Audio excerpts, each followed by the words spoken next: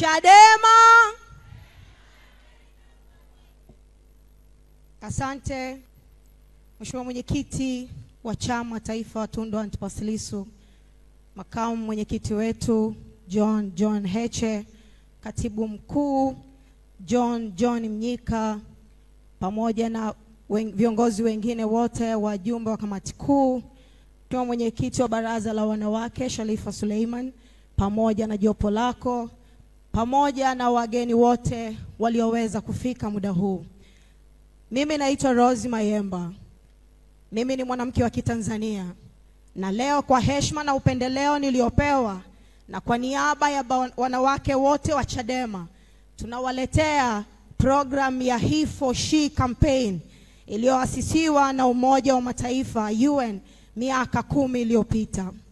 Kampeni hii ni mwaliko maalum kwa wanaume na watu wote kuungana na kushikamana na wanawake katika kudai usawa wa kijinsia. Tumekuja na kampeni hii kwa sababu tunahitaji nguvu ya pamoja katika kujenga jamii yenye fursa sawa ili kuharakisha maendeleo endelevu katika nchi yetu. Kwa takwimu za sensa za mwaka 2022, Tanzania inakadiriwa kuwa na wanawake 51% huku 49% ikiwa ni wanaume. Tafsiri ya jambo hili ni kwamba mwanamke asiposhiriki kikamilifu katika masuala mbalimbali ya kisiasa na kiuchumi na kijamii, jamii nzima itaathirika. Tunahitaji kukomesha ubaguzi wa kijinsia, na nitumie fursa hii kuwaomba wanaume na watu wote kutoka mikoa 26 ya Tanganyika na mikoa 5 kutoka Zanzibar kushiriki nasi katika kampeni hii ya kumkwamua mwanamke. Kama tukiacha kutambua na kuheshimiana na kuthaminiana kwa minajili ya jinsia zetu, na badala yake tukatambuana na kuheshimiana kwa minajili ya ubinadamu wetu, wote tutakuwa huru. Na hii ndiyo maana halisi ya He for She.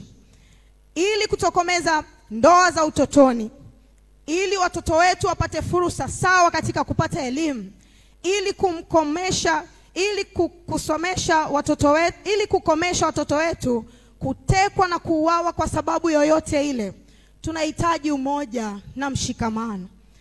Kijana wetu Deusdedit Soka aliitwa polisi, hadi leo hajarudi kutoka polisi. Kijana Chaula aliyechora picha ya rais kwa gharama yake na kisha akaichoma ametekwa na hajulikani aliko. Dionis Kipanya, ndugu zake wanamtafuta hadi leo. Nimewataja hao kwa uchache, lakini madhira haya yamewakumba wengi katika jamii yetu. Kama wanawake ni lazima, lakini je, sauti yetu vijana hawa ipatikane? Ni lazima wanawake na wanaume wote tuungane kwa pamoja kuitafuta haki yao. Mwaka jana binti mdogo Ahuda Yai, mwanafunzi nchini Iran, baada ya kuchoshwa na unyanyasaji wa polisi, aliamua kutembea uchi ili kuionyesha dunia unyanyasaji uliokuwa ukiendelea nchini Iran. Bila kujali jinsia zetu au itikadi zetu, uzoefu unaonyesha wanawake tukiamua tunaweza, na tukifanikiwa kuungana pamoja na wanaume tukafanya tukaduzi makubwa kila nyama. Nchini Marekani miaka ya 55, mwanadada Rosa Parks alikataa kuachia siti kwa mtoto wa kizungu kwenye basi, pamoja na nguvu iliyotumika kumuondoa kwenye siti.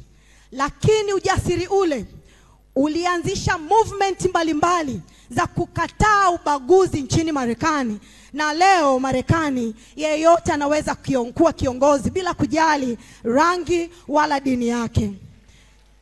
Sisi wanawake wa Kitanzania tunaweza pia kufanya kama Rosa Parks.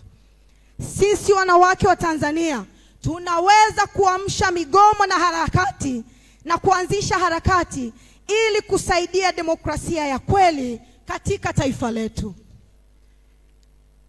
Kwa kushirikiana na wanaume, tunaweza kuifanya Tanzania yetu na dunia nzima kuwa bora, na dunia nzima kuwa bora na yenye usawa wa kijinsia kwa watu wote.